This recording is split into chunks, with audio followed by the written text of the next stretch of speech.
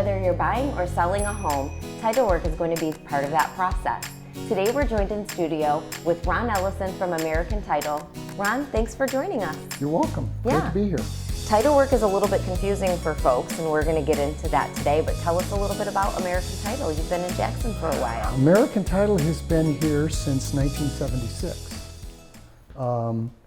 The office started in the Hayes Hotel building. Oh, I didn't know that. Moved from the Hayes Hotel building to 145 South Jackson, where Marco Allen is now. Moved next door into what was the back end of the Woolworth building. Outgrew that, and we have been up at the old Jacobson store for the home since 1997. So we kind of like downtown. Yeah, I was going to say, you've been gracing downtown with your presence that whole time. We love it. So I have watched, I joke that I watched the downtown die, and I've watched it come back to life, and it's fun to be downtown now. Yes, it's very much back to life. A lot of people want to be downtown. I mean, we've got real estate offices downtown, and you know, Jennifer Scanlon's here, and Production Realty's here, and so it's great to see downtown alive again. Yeah, so, yeah. Century 21's downtown now. Excuse me, I forgot they're in this. I call it the Citibank building, but yeah, and housing, residential housing growing in the area with the apartments. Yeah, so yeah, good stuff. Well, if someone is buying or selling a home, there's just no way that they're going to avoid the expert of Ron Ellison with title work. But a lot of buyers and sellers really don't know the importance of it. So tell us a little bit about title work. Well, the thing is, too many people take it for granted. I teach once a month for Community Action Agency for first-time home buyers. And I go over stuff from a closing package. And one of the things I do in my presentation is I have a title commitment. And I start out by saying, hey guys, this is the research that we do. Everybody thinks of a title company as just somebody that does closings. But 30 years ago, the banks did their own closings. The real estate people did their own closings. And you know, with every loan being sold on the secondary market, it's all morphed into we have the title company do it now. But we still do the research, which in my world, because I'm old school, is the most important. When somebody writes a purchase agreement and the purchase agreement says, hey, the seller's going to prove they have a right to sell it to you and give you marketable title, our job is to go to the Register of Deeds and search the records. And per statute, we have to go back at least 40 years, but we really need to go back farther than that unless we've already done work on the property, because the utility companies started granting easements back in the late 20s, early 30s. Here in the city, we've got joint driveways. So we're going to search the Register of Deeds records back to find all this stuff. We're going to go to the treasurer's office to make sure the taxes are paid. If it's in the township, we're going to call, make sure the local or the normal summer and winter taxes have been paid. We're going to see if there's assessments against the property, if there's water and sewer bills owing. So there's a lot of research that we do that we put in that title commitment.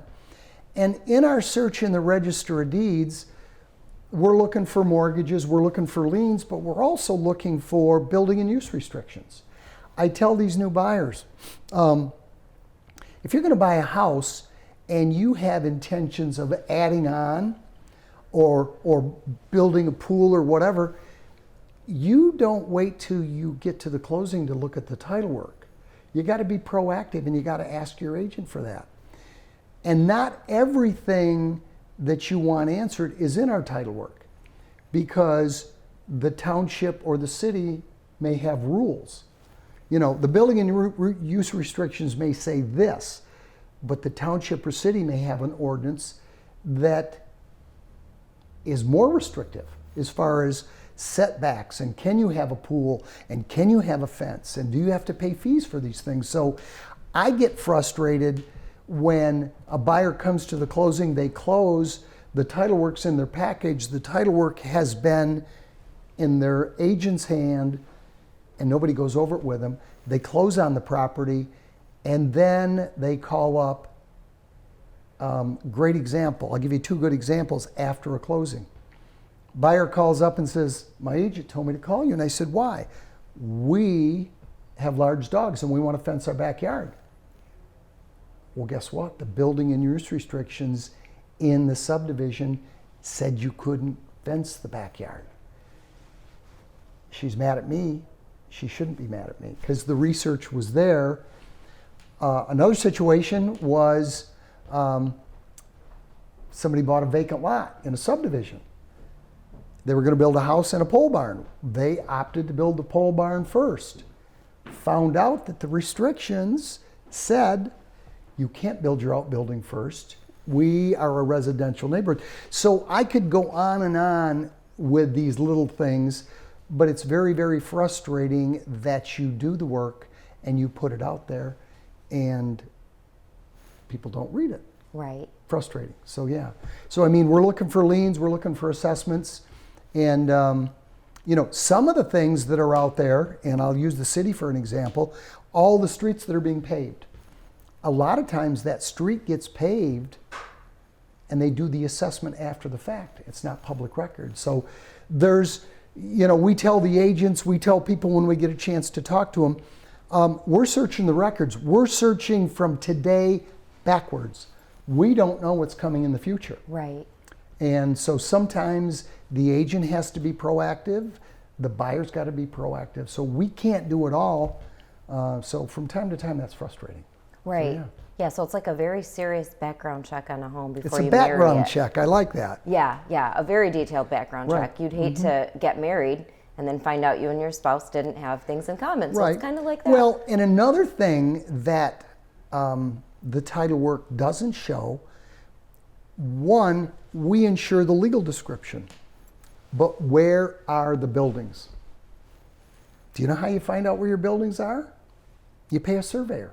And we joke, nobody wants to pay the surveyor, nobody wants to pay us. And in Jackson, we have a tool, every county probably has this tool. It's the county GIS. You know, you can go online and you can see an aerial of the property. And we get phone calls all the time. Well, I looked at GIS and my driveway's on the neighbor's property and and it's like, no, GIS is a tool. Read the disclaimer. Right. We have a joke in our office, and Dean Gudegunst, who is the county surveyor who's been in the survey business forever, came in one day and he gave me this little button and it says GIS stands for get it surveyed. GIS is a tool. Don't look at GIS or Google Maps and think that's what's there. Right. Again, we look at it to get clues or whatever, but there's not a week go by that we do not get a phone call about there's a problem, we saw it on GIS. So yeah, Right. people don't want to pay for a survey. And you know, I can tell you, I tell people, if you think there's a problem, get it surveyed before you close. Because if you get a survey after you close and you now have a dispute with your neighbor, wow, you just moved in and you're feuding with your neighbor and that's not what you want. Right. If you get a survey and there's a problem, it's the seller's problem to resolve and let the seller be the bad guy. But, you know, surveyors want to get paid, we want to get paid, and it's unfortunate. Yeah, So, absolutely. Well, thanks for sharing this with You're us. welcome. We Great. appreciate having you. well, I love being here and, you know, I love being downtown, so thank you. Yeah, awesome. Thanks, Ron. Yep. Well, whether you're buying or selling, you'll probably run into Ron Ellison at American Title.